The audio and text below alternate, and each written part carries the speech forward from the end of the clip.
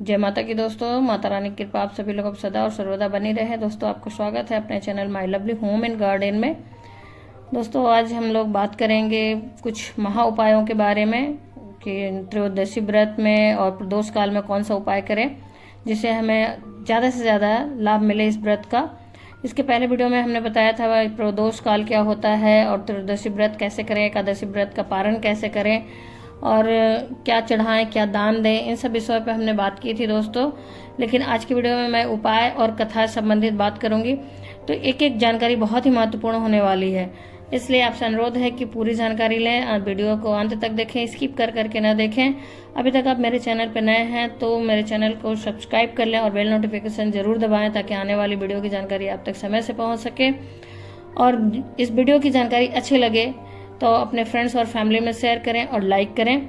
तो शुरू करते हैं दोस्तों उपाय के बारे में। जैसा कि मैंने पहले ही बता चुका है कि कैसे पूजा करें, क्या अर्पित करें प्रभु को, तो वो सब चीज़ों को तो करना ही है। साथ में जरूर से आज के दिन शिवलिंग पे जाके आप मंदिर में पूजा करने की कोशिश करें, उससे विशेष फल मिलता है, अति फल मिलता है। अगर संभव नहीं है तो मानसिक पूजा कर सकते हैं, मन से सारी चीज़ों को अर्पित कर सकते हैं।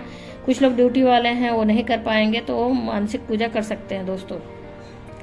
तो उपाय क्या करना है, आज के दिन आप आटे का दीपक बनाएं और कोई भी बत्ती डाल सकते हैं उसमें, गोल या फिर लंबी, और उसमें तेल या घी डाल के उसे मंदिर में जलाएं और उसमें 2 लौंग जरूर डालें। फिर अपनी मनोकामना प्रभु के सामने मांगे, तो इस तरह से आपकी हर मनोकामना पूर्ण करते हैं प्रभु।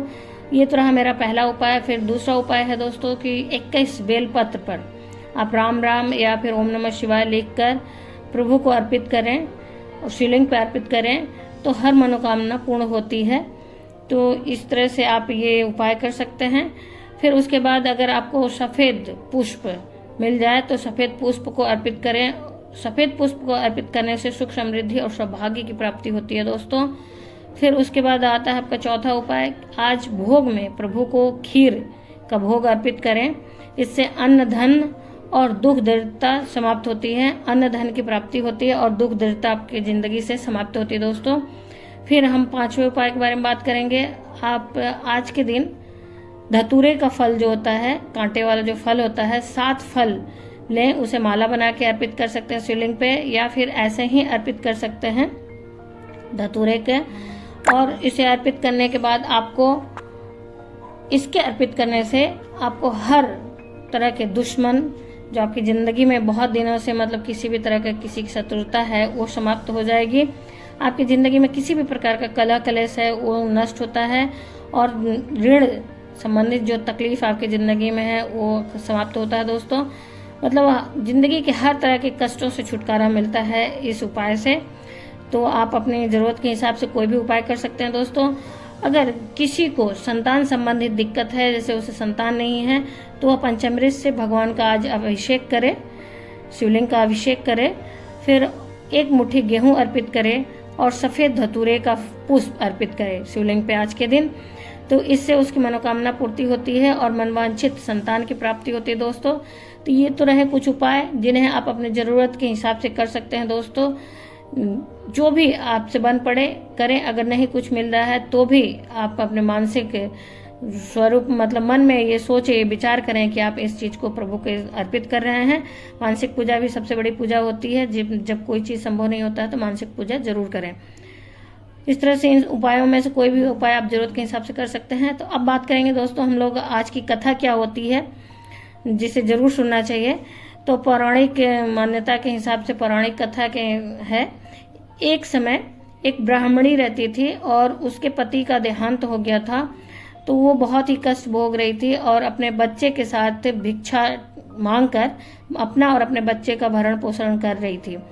लेकिन एक दिन वह रास्ते में जब अपने घर को वापस आ रही थी तो एक लड़का उसे घायल अवस्था में मिला। वह दर्द से कराह रहा था।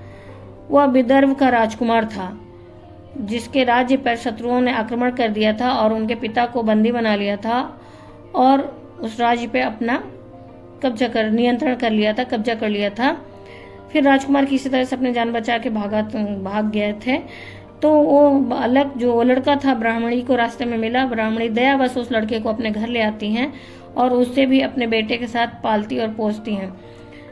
कुछ समय बाद उन्हें एक राजकुमारी, अंशुमती नाम की एक राजकुमारी, गंधर्व की राजकुमारी उस राजकुमार को देखती है और उस पे मोहित हो जाती है। फिर वह राजकुमारी अपने माता पिता को उस राजकुमार से मिलवाती है।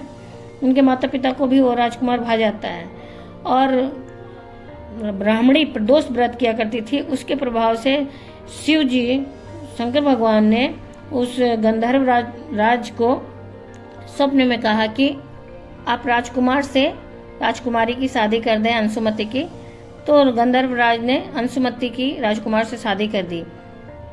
फिर ब्राह्मणी के प्रदोष व्रत के प्रभाव और गंधर्व राज की मदद से राजकुमार ने अपने राज्य पर फिर से विजय प्राप्त किया और अपने राज्य में वह रहने लगा और वहां पे ब्राह्मणी के पुत्र को उसने प्रधानमंत्री बनाया, अपना प्रधानमंत्री बनाया।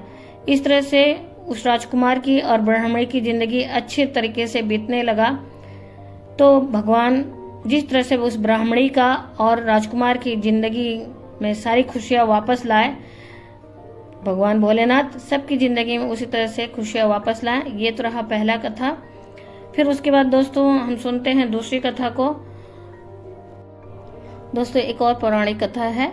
उस पौराणिक कथा के अनुसार एक साहूकार था, बहुत ही संपन्न था, उसके यहाँ किसी भी प्रकार की कोई कमी नहीं थी, बहुत ही अमीर था कहा जाए तो। लेकिन एक चीज की उसके यहाँ कमी थी, उसके कोई भी संतान नहीं थे, जिससे वो बहुत ही दुखी रहता था। और साहूकार की पत्नी संतान प्राप्ति के लिए प्रतिदिन मंदिर में जाके शिव जी की भक्ति किया करते थे, बहुत ही श्रद्धा भाव से पूजन अर्चन करते थे और प्रदोष व्रत भी रहा करते थे वो लोग। उसकी श्रद्धा भक्ति और भाव को देखकर माता पार्वती प्रसन्न हुई और उन्होंने भगवान भोलेनाथ से अनुरोध किया कि इस साहूकार को संतान दें। लेकिन शिव जी ने उन्हें बताया कि सभी कोई अपने कर्मों का यहाँ पे फल भोगता है। फिर भी माता जो पार्वती हैं वो नहीं मानी और उन्होंने अनुरोध किया कि नहीं, इन्हें संतान दें। तो शिव जी ने उन्हें संतान प्राप्ति का वर दिया, लेकिन माता पार्वती से कहा कि इनके जो संतान की आयु है मात्र 12 वर्ष की है। ये सब बातें जो साहूकार है वो माता पार्वती और शंकर जी की बातों को सुनता है।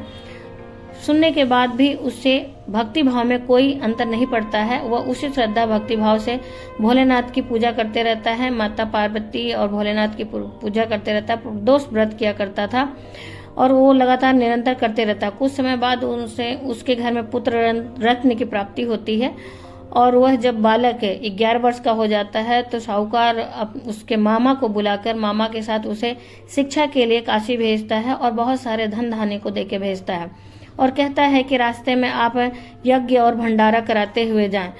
तो इस तरह से वह सारे रास्ते में वो लोग भंडारा और यज्ञ कराते हुए जा रहे थे। तो एक जगह पे उन्हें एक शादी देखने को मिला। तो वहां पे एक राजकुमारी की शादी थी और जिस राजकुमार से शादी थी उस राजकुमार के पिता ने क्या किया कि उसका बेटा एक आंख से काना था, इसलिए वह साहूकार के बेटे से राजकुमारी की शादी करा देता है और सोचता है कि राजकुमार से की जगह ये साहूकार के बेटे से शादी हो जाए और फिर सुबह मैं विदाई में राजकुमारी को अपने घर ले आऊंगा। ये सोचकर वह शादी करवा देता है। लेकिन ये सब बातें साहूकार के बेटे को अच्छा नहीं लगता है क्योंकि ये गलत था। तो उसने क्या किया कि राजकुमारी के चुन्नी पे ये बात लिख देता है कि मैं वह आपका वर नहीं हूँ जिससे शादी होना था। आपका वर राजकुमार जो है वह एक आंख से काना है और उसकी जगह राजा ने मुझसे आपकी शादी करा दी है और सुबह वह विदाई करा के आपको अपने घर ले जाएगा। तो राजकुमारी को जब ये बात पता चली तो उसने क्या किया, अपने पिताजी से कहा। तो राजकुमारी के पिताजी ने क्या किया, राजकुमारी की विदाई नहीं की। फिर ये साहूकार का बेटा जो था वो बताया था कि वो तो पढ़ने काशी जा रहा है। वहां से वह साहूकार का जो लड़का था वह पढ़ाई के लिए काशी चला गया और वहां जाकर भी वे मामा और भांजे उसी तरीके से यज्ञ और भंडारा करते रहे। जब उसका 12 वर्ष पूरा हुआ उस दिन भी उसके यहाँ यज्ञ था और भंडारे का आयोजन था। तो साहूकार के बेटे ने कहा कि मामा मेरी तबीयत कुछ खराब लग रही है। तो उसके मामा ने कहा कि जाओ तुम आराम कर लो। जब वो आराम करने गया तो वहाँ उसका देहांत हो गया। फिर मामा ये देखा तो उससे ये बर्दाश्त नहीं हुआ, सहन नहीं हुआ। वह बिलख बिलख कर चिल्ला कर रोने लगा। उसकी रुदन को सुनकर माता पार्वती परेशान हो गई और उन्होंने शिव जी से अनुरोध किया कि आप इस लड़के को जिंदा कर दें, नहीं तो ये रो रो के अपने जान को दे देंगे और इस बालक के माता पिता भी रो रो के अपने जान को दे देंगे। क्योंकि उस बार जब से ये बालक इधर आया हुआ था तो उसके माता पिता भी अन्न जल का त्याग करके रखे थे और ये सोच रखे थे कि अगर मेरे बेटे के मृत्यु का सूचना आएगा तो हम लोग भी अपने प्राण को त्याग देंगे। इन सब चीज़ों को देखते हुए और उसके भक्ति भाव को देखते हुए शिव जी ने उस बालक को लंबी आयु का वर दिया और उस बालक को जिंदा कर दिया। फिर वहाँ से उसके मामा और वह लड़का वापस आने लगे अपने शहर को। तो रास्ते में वही जगह पड़ा जहाँ पे उसकी शादी हुई थी, उस जगह पे वो लोग रुके हुए थे। तो वहाँ का जो राजा था वह देखा इस साहूकार के बेटे को और पहचान लिया और वह ले जाके अपने घर उनका स्वागत किया। फिर उसके बाद अपने बेटी को, राजकुमारी को उसके साथ विदा कर दिया और इस तरह से वो मामा और भांजे अपने नगर को आए, अपने पिताजी के यहाँ आए और वे सुखी सुखी रहने लगे। तो ये तो रही दूसरी कथा दोस्तों। तो जिस तरह से उसको साहूकार को संतान प्राप्ति हुई और खुशियाँ प्राप्त हुई, भगवान भोलेनाथ की सबके ज़िंदगी में इस तरह से कृपा बरसाएं और खुशियाँ वापस लाएं। फिर दोस्तों ये पूरी कहानी हुई, आज की कथा हुई, जो 2 कथा हमने कही थी। तो आप इस तरह से इस कथा को सुन भी सकते हैं या फिर आप पुस्तक मिल जाए तो प्रदोष व्रत कथा की पुस्तक मिल जाए तो उसे आप पढ़ भी सकते हैं। और आज के दिन सारी चीज़ों को चढ़ाएं दोस्तों, जहाँ तक जो संभव हो सके। भांग, धतूर, मंदार और सफ़ेद पुष्प, सफ़ेद वस्तुएं बहुत भगवान को प्रिय हैं, तो सफ़ेद चीज़ों का आप भस्म भी चढ़ाएं, सब चीज़ चढ़ाएं। और पंचामृत से अभिषेक करें, गंगा जल से अभिषेक करें, पंचगव्य से अभिषेक करें और अपने घर का भी शुद्धिकरण करें। अपने घर में आपके यहाँ शिवलिंग है तो उसकी पूजा करें, अगर नहीं शिवलिंग है, अगर तस्वीर है, फोटो है तो आप उसकी पूजा करें।